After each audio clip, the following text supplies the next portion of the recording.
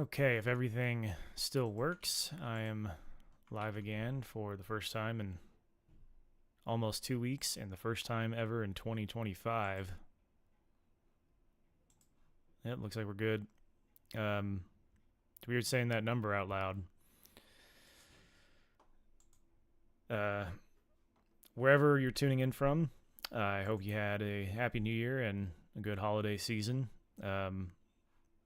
I sure did. It was nice to just kind of back off of doing any sort of programming for a little bit and just spend time with the family. Hey there, devil. But while I was taking this little break, I did look into the issue that we had wrapping up the very last stream. Things were not going my way.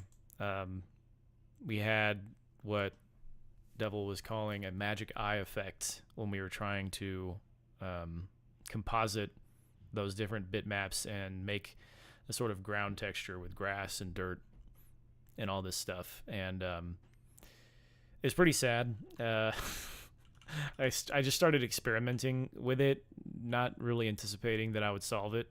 But I was just kind of curious, what kind of weird stuff can we do? And so we did, and it was bad, but I needed to fix it heading into day 83. And this stream is also the first of this kind of new format that I'm going to try out. I'm guessing that this stream will probably be pretty short because there isn't too much to go over, but I'll just kind of sit and ramble about it for a bit, and we'll see what happens. But anyway, to fix what was broken at the end of day 82, one critical thing that and this same thing happened again. It's like it was another signal to me that I needed to change the format up a bit because I saw Casey make this change that I'm going to talk about. And then my brain, the short-term memory just got wiped and I was on to talking about or coding some other thing. And that is I'll talk about the change that we were trying to make first of all. As part of that composited bitmap ground texture that we were trying to write, we were updating our draw bitmap call to no longer take this frame buffer type here, which is the actual, what Casey calls an off-screen buffer. He writes all of the textures and data, whatever, to that frame buffer, and then that gets handed off to the operating system to then go and draw. But we were changing it so that instead of taking the frame buffer, which is what I'm calling it here, I don't really know. I'm pretty sure Casey refers to it as a frame buffer, but I'm pretty sure he just calls it game off-screen buffer in his code. I don't know. That kind of minutia is a little bit lost on me. But the point is that instead of it taking that, he wanted to change it so that it was taking now a bitmap. So instead of writing directly to this thing here, we can then draw to one of these bitmap objects that we have. And in order to make that possible, he had to add this memory member here. And I think maybe he originally added it as a U32, but at some point he changed it to a U8 pointer. Of course, I have it as a slice here, but it's effectively the same thing. But as a U32, I was trying to do the updates to this draw code, and that was not going well. So that was part of the problem. It needed to be a U8, and I just totally missed the boat on that. And so now, when we're getting out the location in the bitmap that we want to draw to, and the bitmap that we're reading from to draw to the destination bitmap, we are indexing into that properly now, right? When we get the destination and source row. Calculating these offsets works using the pitch and the bytes per pixel. I think maybe you could, maybe you couldn't use it in terms of a U32, but just to keep things as close to cases as possible, I didn't do that. And so now we've got this mess down here, which is a bit different from what I had before. And you know, looking at it, you might think this looks ridiculous. What are you doing here? And I agree, but this is also, again, as close as I can write this, while still having it as close to Casey's code that I can write this while still having it make sense to me. I'm trying to keep it intuitive. Like I'm sure there's a myriad of ways that we could pull this data out, but I'll just try and talk through it, because looking at it, I would totally agree with anybody who wanted to, you know, look at that and say, this looks stupid, you should do it almost any other way. But it makes sense to me for reasons I'll explain. So, you know, we get that source and destination row out, and that's what we have over here. But now we need it in terms of pixels, right? So we transmute it to a U32 slice, and now we have it in terms of pixels. So when we index at the xth xth pixel, right? Now we've got the pixel, and we just have to turn it into an array of U8s. It's kind of messed up because we're turning it into pixels and then back out to U8s, but I'm doing that again so I can do Odin's array programming. I want to be able to access these things and not be forced to shift the alpha red, green, and blue out. Now, like I said, I'm sure there's a more sane way to do that, but that's the way I'm doing it.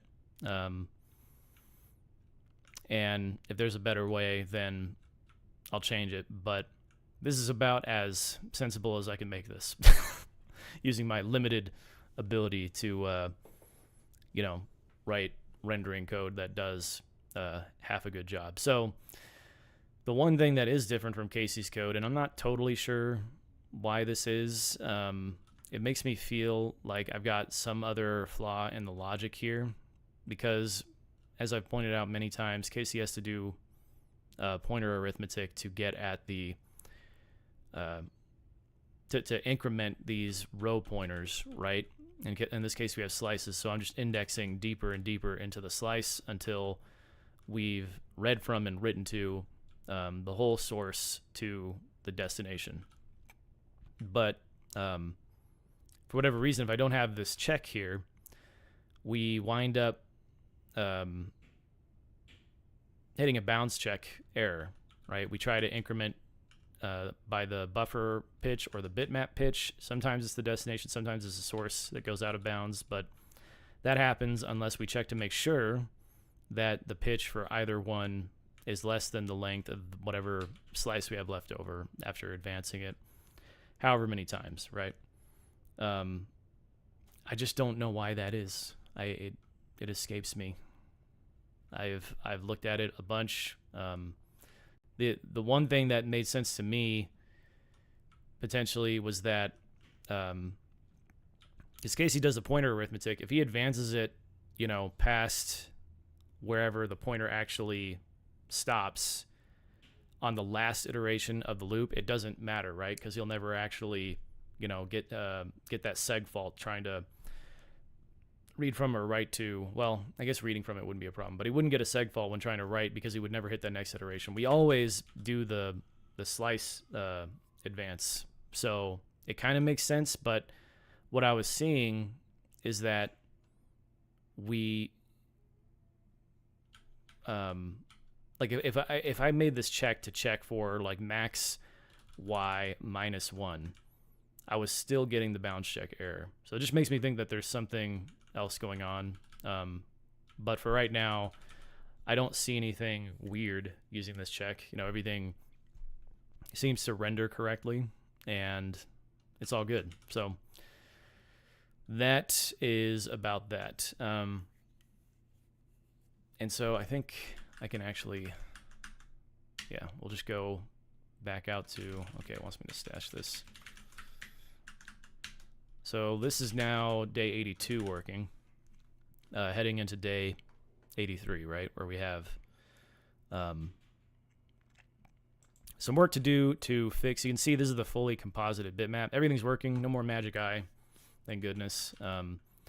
Our collision detection is kind of messed up. We can't take health off of our little monster guy here, and of course my rock got stuck in the trees, so now it's not reloading. But you can see the edges of the texture have this kind of blurry, dark gray effect. And that was the thing that I think Casey was calling out at the end of day 82, saying that we should probably talk about Premultiplied Alpha and fix that. So that's all day 83 was, and it was quite a bit of whiteboarding, or blackboarding, I should say now. Hey, Jonathan. Yeah, thank you. I definitely did have a good break. It was still kind of chaotic because it's just, you're going and seeing all these different family members or having them visit you, and hurting kids all the time. It's just it's a different kind of work, but it's a lot of fun. Got to see my oldest. He's like old enough now to where he like gets really involved in the present opening, and he just tries to open everybody's parents. But then you put him together with his cousin who's around the same age, and they're fighting over opening all the presents, and it's just kind of a riot. So yeah, it was a lot of fun. And then I'm excited about 2025. There's a couple things happening this year that I have been anticipating for a long time, just in terms of like I wouldn't call them life goals, but one of them is kind of like a life goal I've always had. I actually don't know if it'll get done this year, maybe next year. But the other one is just something that I've been working towards for over 5 years now. So I'm excited about 2025 and beyond. Of course, it's there's just so much going really well right now, and I can hardly believe it. So anyway, back to the code. What was I talking about? We were talking about, day 83 being lots of blackboarding. So it wasn't, there just wasn't a whole lot, which is why I said earlier on, this is probably going to be a short stream, because, and I'm not going to try, and I did take some notes. Let me get back to where I should be real quick. Okay. So I did take some notes, like I said I would, but they are probably not very good. I did have this.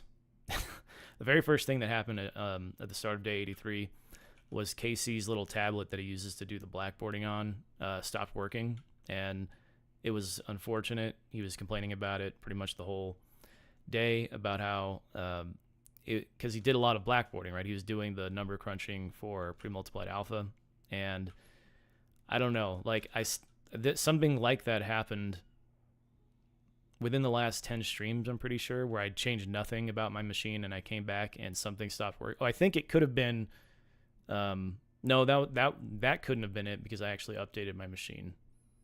But, updating Windows should not break things, but it often does. It just is what it is. Software is and will always be amazing, because it's always broken, and we just have to live with this.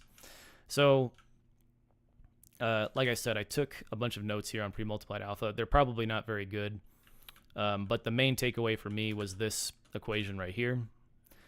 And what this means, right, is AB stands for alpha blended, and then A0 is the destination alpha, I think. Or I guess it doesn't matter too much, does it? Maybe it does. My arithmetic is lacking right now, but let's just say that A0 is the destination and A1 is the source alpha. So you add those two together and then subtract the multiplied value out, and that's how you get a blended alpha value. There's also this quote that Casey wrote out specifically: non-premultiplied alpha does not distribute over linear interpolation, from Sean Barrett. And I remembered heading into today's stream to look up, let's see here. I looked up Premultiplied Alpha and Sean Barrett. Let's see. And I found this website and this page here from Sean Barrett, apparently 13 years ago now, almost 13, just over 12 years ago, where he kind of shares how some of the blending equations work out for color with alpha. And then you can see, I think it looks a little bit different, like the nomenclature is different. He uses source alpha and destination alpha. Yeah, so it's the same equation. Casey did all the proofing on his stream. I'm not even going to bother attempting to do anything remotely similar. But the point is that is the equation we're working with. And if you come into, if I come into here and look at the draw bitmap code, you can see that's what's going on right there, right? We have the, and these get converted to reels, as Casey calls them. I always just think of them as floats, but he does that equation to get it in a 0 to 1 sort of normalized space, and then multiplies it back out by 255 to get it to the proper alpha. And so when we do that and build and run, we get a much nicer texture. Like, it much more softly blends in with the rest of the background. We don't have those dark edges everywhere. And that's essentially where day 83 wraps up. But like I said, a lot of it was Casey just doing the blackboarding thing. And I was kind of grateful for it, to be honest, because I didn't want a super hardcore first day back. And, you know, one thing for me that I think, like, I'm torn up about it because I did like the old format, but it was getting really tedious. And that day 83 would have been really tedious because it's just a lot of blackboarding. And then I'm like trying to copy over some of the things that I had to do to get this to, it just looks a bit different. And I'm just kind of thinking through these things, and it's hard enough to even rubber duck it out. Sometimes that helps, but a lot of the times it can get me sidetracked and confused, especially when different topics of conversation come up on stream. And so yeah, if we go in the load bitmap code, there's one other important change that happened in there that Casey obviously also had to do. It looks a bit different, but it's essentially the same.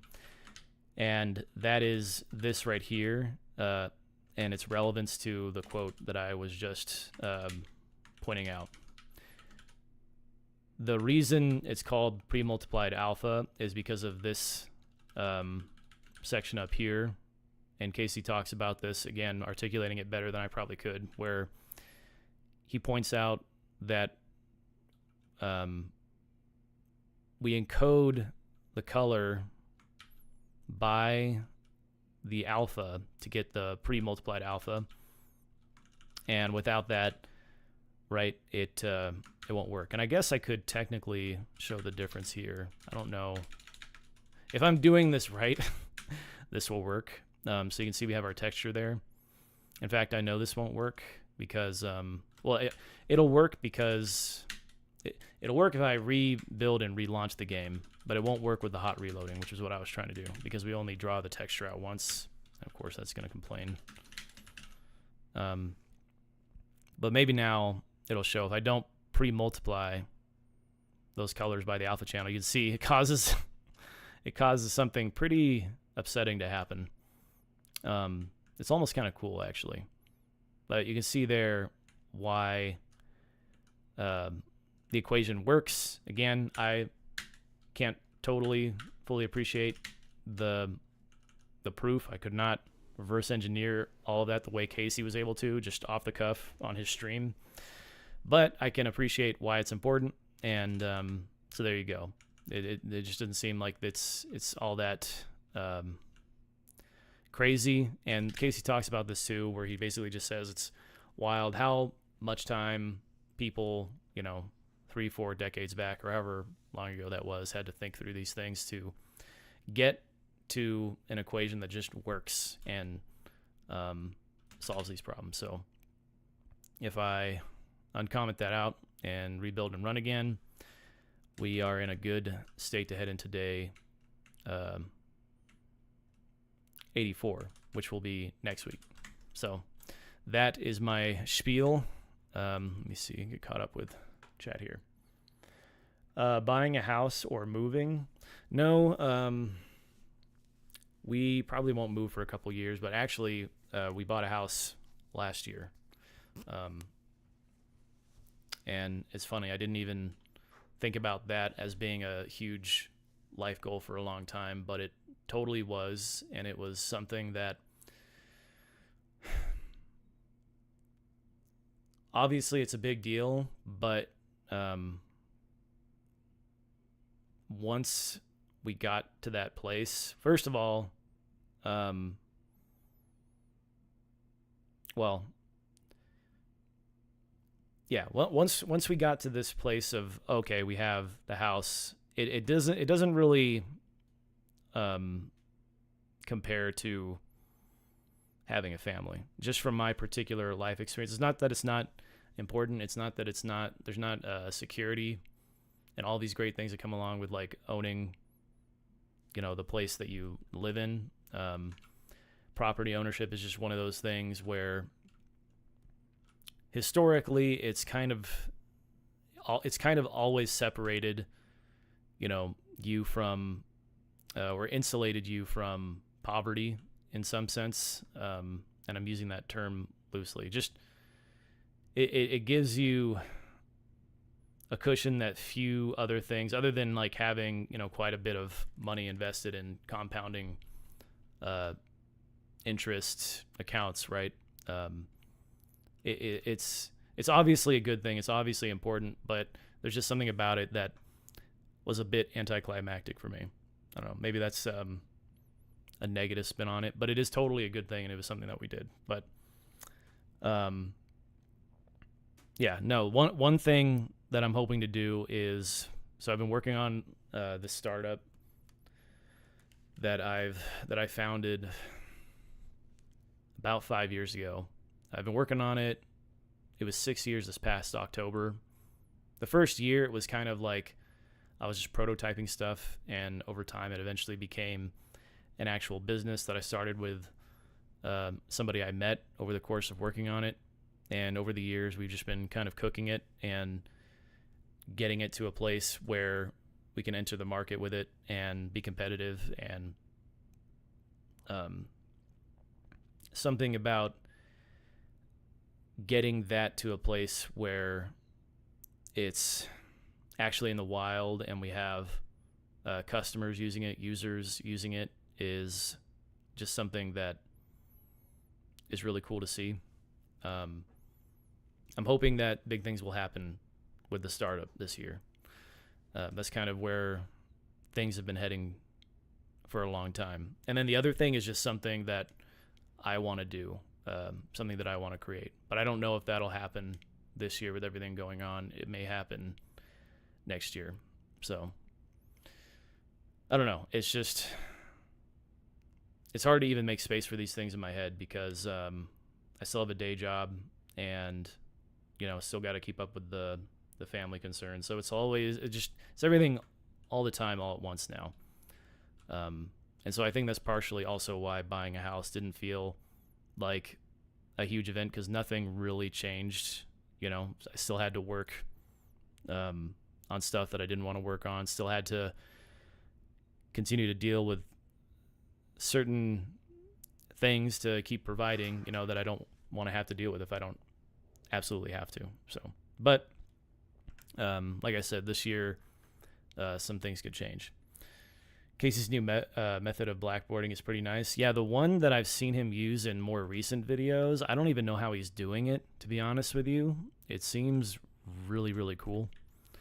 I wonder if he has a video or anything really out there explaining how he does it, because something like that would be cool to be able to do on stream.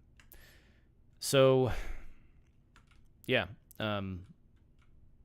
I wish there was more to talk about with day 83, but it's really, there's nothing I can add on top of it or talk about that Casey didn't already go on at length about. And at the end of the day, it's just Premultiplied alpha. It's nothing super duper exciting. But let me bring up day 84 here and see what's going to be in store for me this upcoming week.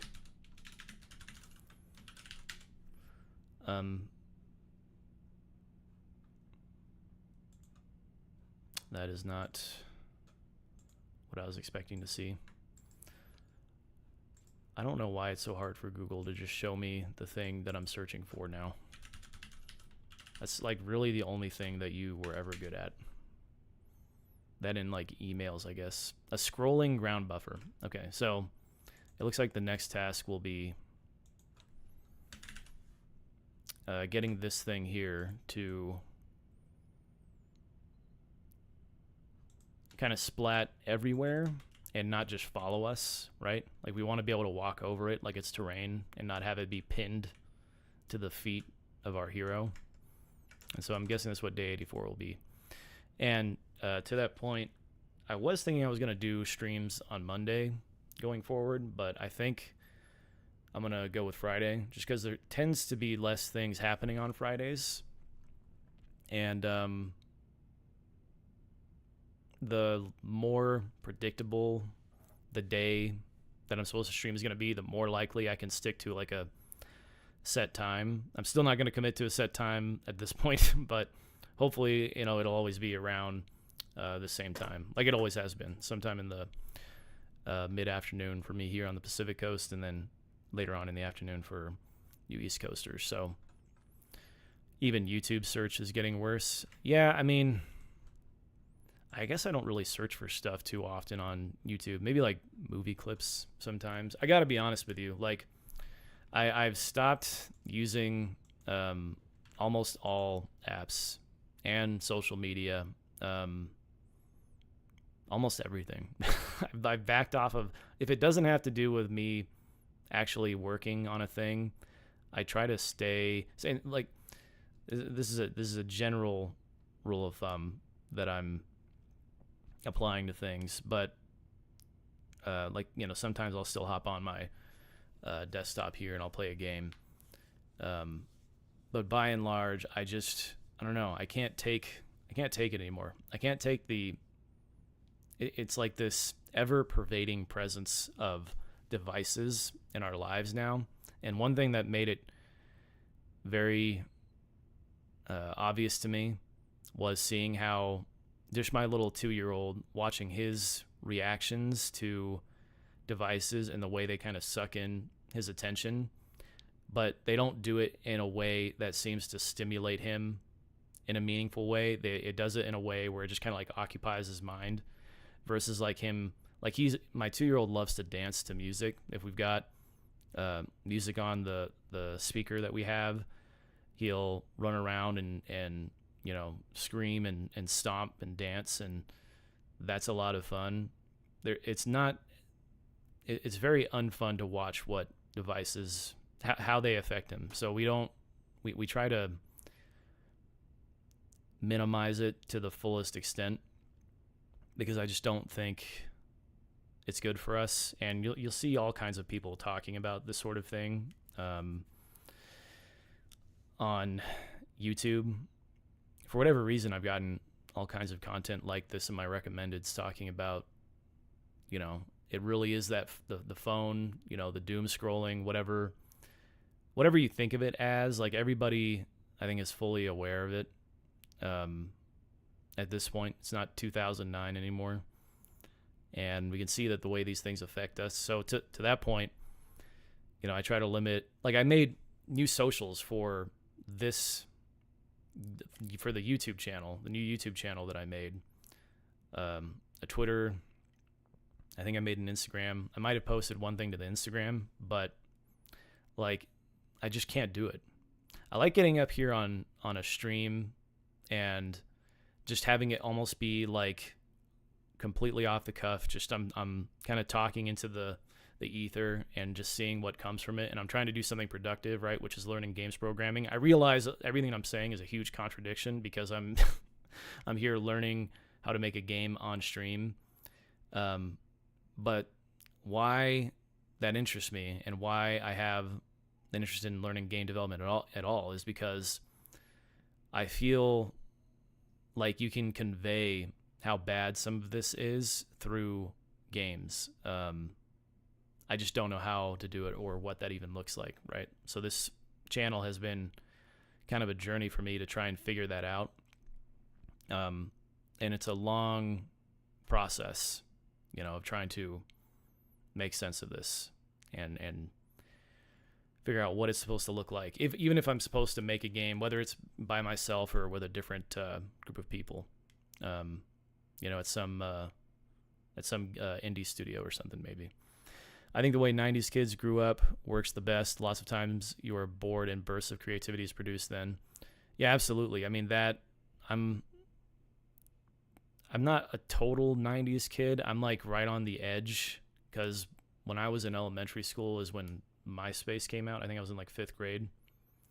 And my friends at school started asking me if I had a MySpace, and I was like, what the hell is a MySpace? These words you're saying don't even make sense. And then I do what all my friends do. I go and make a MySpace. And then later, when everybody hops on the Facebook, I go and make a Facebook. And then later I start finding out people are doing the YouTube thing. So I start doing the YouTube thing. And it was always just kind of like, well, I don't want to be the only person that doesn't do this or have this social media account. So I guess I'll do it. But as time has gone on and on, I don't see a whole lot of value in most of it, right? It doesn't do a whole lot for me. The kinds of things that you get exposed to, they don't do you any good. It gives you a lot to be entertained by all the time, but that's not necessarily a good thing that you want to have all the time. We had extremely slow internet growing up in New Jersey, dial-up. Early 2000s, it was rough, so I did a lot of stuff outside. Yeah, I remember those days of having really cruddy internet and just trying to play like a game of Counter-Strike on my little laptop that could barely run it. Those days of gaming were fun because you would form friendships, right, with other people that always played on the same server as you. But now, as the years went on and it went to just like random Call of Duty lobbies, like, yeah, you could still form relationships that way, but like by and large, it's always randoms, and you get matched with people from China or wherever, and you don't even speak the same language, so that makes it that much harder to form a friendship. But anyway, big tangent, but that's just kind of where I'm at, and I do hope to continue this process. Obviously, this new format is going to slow things down a bit, but I'm hoping that will allow me to retain the information better, and it's rather than racing to like I got to get to day 200 or whatever, I can just kind of enjoy the journey for what it is, and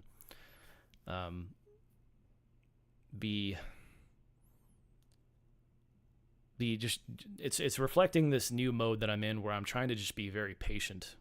So much about what the algorithm does for our feed and what we're able to get from our phones, our laptops, primarily the phone, right? Because the phone is always there. YouTube is always giving you something new, some new dumb short that's just probably like 90% of the same stuff I've already seen before, but it's just like edited in a slightly different way. It's just, it's crazy. Can't imagine growing up now with all the devices constantly taking up your attention. Yeah, and the weird thing is, like, when I was young, adults would be like, hey, don't give that thing so much of your attention. Like if it was a video game or if it was, just messing around on the computer, on the internet, looking up, whatever like that. I remember back in the day, my brother who got me into Dragon Ball Z would show me like these Dragon Ball Z fan sites where they like had all the like basically like a how they have like wiki pages for like every TV show now. And I'd be like, wow, this is so cool. And the adults back then would be like, hey, don't spend so much time on this thing. And now all the adults in my life who are still around today in my life, I see them like they're worse now than I was then. And they're all like, it's just, I don't get it. Like I can totally see now what they were trying to tell me then, but then somehow they became addicted to it too. It's just a really weird sensation to have. Maybe it's just because of this season of life I'm in. I don't know. Not really a 90s kid, was born in 95. See, I'm 93. Like I was right on the verge there. I saw just enough of life before all of that took over.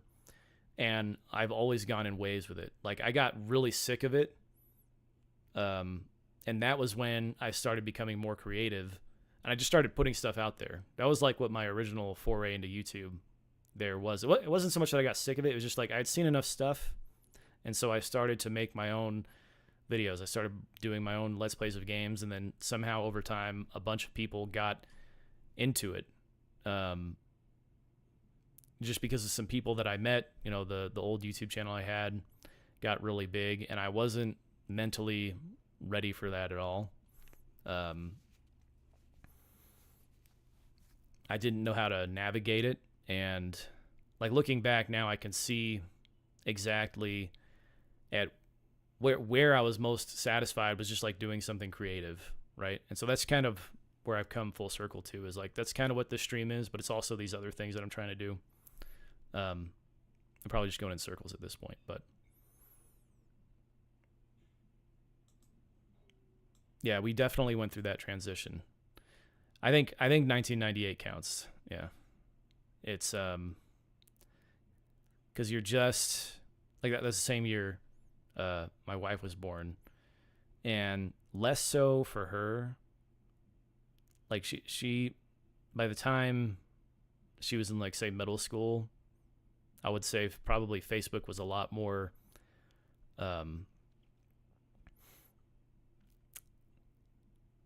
commonplace. Like most people probably had a Facebook, whereas when I was in middle school, it was probably still like a fringe sort of thing that like some adults were getting into, but you would never see your parents on it. Like that's the thing that I remember so clearly in my head, is a lot of people online being like, as soon as my parents got on Facebook, it ruined it, man. It's like, yeah, because you felt like you were being counterculture by having a Facebook, and you know, being like, oh, they just don't understand us, we're on Facebook, you know, to all your Facebook friends, and then all your parents get on, and now it's like, oh, it's not cool anymore. So anyway, the stream has already gone on longer than I thought it would, but thank you for stopping by and hanging out with me. We will continue with this new format and just see how it goes.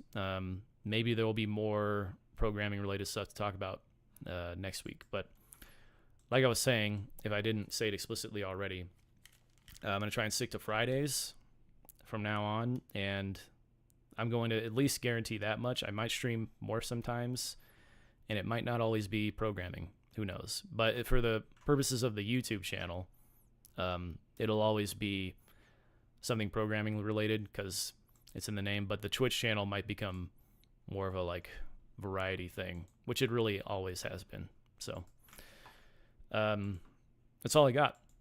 Thank you once again for hanging out with me for another stream of Odinmade Hero and its new wishy-washy sort of I talk about whatever I feel like talking about format, in addition to updating on my progress with Handmade Hero or Odinmade Hero, the project. Have a good weekend, and I'll see you next time.